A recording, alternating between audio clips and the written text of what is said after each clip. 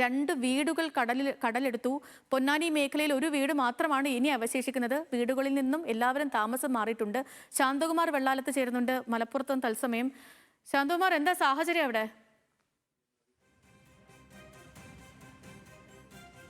സിധു, ഇന്നലെ രാത്രിയിലാണ് ഈ കടലാക്രമണം ഉണ്ടായത്.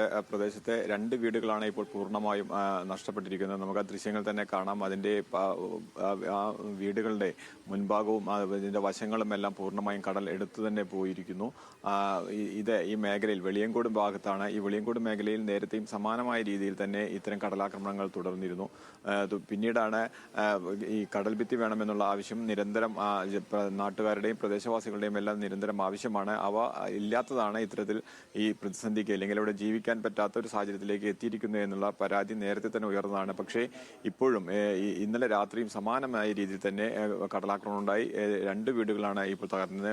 ഒരു വീട് ഭാഗികമായി നാശമായിട്ടുണ്ട്. അങ്ങനെ ഈ മേഖലയിൽ കടലാക്രമണം ഉണ്ടാകുമ്പോൾ അല്ലെങ്കിൽ കാലവർഷം ശക്തമാകുമ്പോൾ ഇത്തരം കടലാക്രമണങ്ങൾ ഉണ്ടാകുമ്പോൾ ഈ തീരപ്രദേശത്ത് താമസിക്കാൻ പറ്റാത്ത വിധത്തിൽ ഇല്ലെങ്കിൽ അവിടെ ഭയമില്ലാതെ ജീവിക്കാൻ പറ്റാത്ത ഒരു സാഹചര്യമാണുള്ളത് എന്ന് തന്നെയാണ് ഇപ്പോഴും നിലനിൽക്കുന്നത്. എന്തായാലും കടൽഭിത്തി ഉണ്ടാക്കുക, അത് സുരക്ഷിതത്വം ഉറപ്പാക്കുക എന്നുള്ളത് മാത്രമാണ് അതിനുള്ള പോംവഴി. പക്ഷേ അതിലേക്കൊന്നും ഇതുവരെയും എത്താൻ ഒരു സർക്കാരുകൾക്കും കഴിഞ്ഞിട്ടില്ല എന്ന് തന്നെയാണ് ഇതിൽ നിന്ന് മനസ്സിലാക്കേണ്ടത്. ഇപ്പോഴും കടലാക്രമണം തുടരുന്നു, വീടുകൾ നഷ്ടമാവുന്നു, ആളുകൾക്ക് ജീവിക്കാൻ തന്നെ ഭയപ്പെടേണ്ട ഒരവസ്ഥയിലാണ് ഇപ്പോഴും പൊന്നാനി കടൽ തീരം. ചെയ്തു ശാന്തകുമാർ, ഇപ്പം മലപ്പുറത്തെ ഒരു പൊതു മഴ സാഹചര്യം എങ്ങനെയാണ്?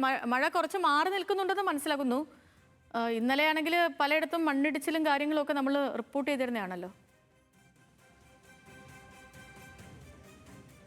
തീർച്ചയായും ചെയ്തു. മലപ്പുറം ജില്ലയിൽ വലിയ തോതിൽ മഴ ഇപ്പോൾ പകൽ സമയത്ത് മഴയില്ല. രാത്രിയിൽ മഴ ഉണ്ടായിരുന്നെങ്കിലും പകൽ സമയത്ത് മഴ വളരെ കുറവാണ്. രാത്രിയിൽ ശക്തമായ മഴ ഉണ്ടായിരുന്നില്ല. പക്ഷേ ഈ മഴ തുടരുന്ന മലയോര മേഖലയിൽ അതിൻ്റെ എല്ലാം ഇപ്പോഴും ആ മഴ തുടരുന്നുണ്ട്. അതുകൊണ്ട് തന്നെ പുഴകളിലും തോടുകളിലും എല്ലാം വലിയ തോതിൽ വെള്ളം ഉയരുന്നുണ്ട്. ഇപ്പോൾ ചാലിയാറിലും അതുപോലെ തന്നെ കടലുണ്ടി പുഴയിലും എല്ലാം ജലനിരപ്പ് വളരെയധികം ഉയർന്നിട്ടുണ്ട്. ജാഗ്രത പാലിക്കണമെന്ന് തന്നെ അധികൃതർ അറിയിച്ചിട്ടുള്ളത്.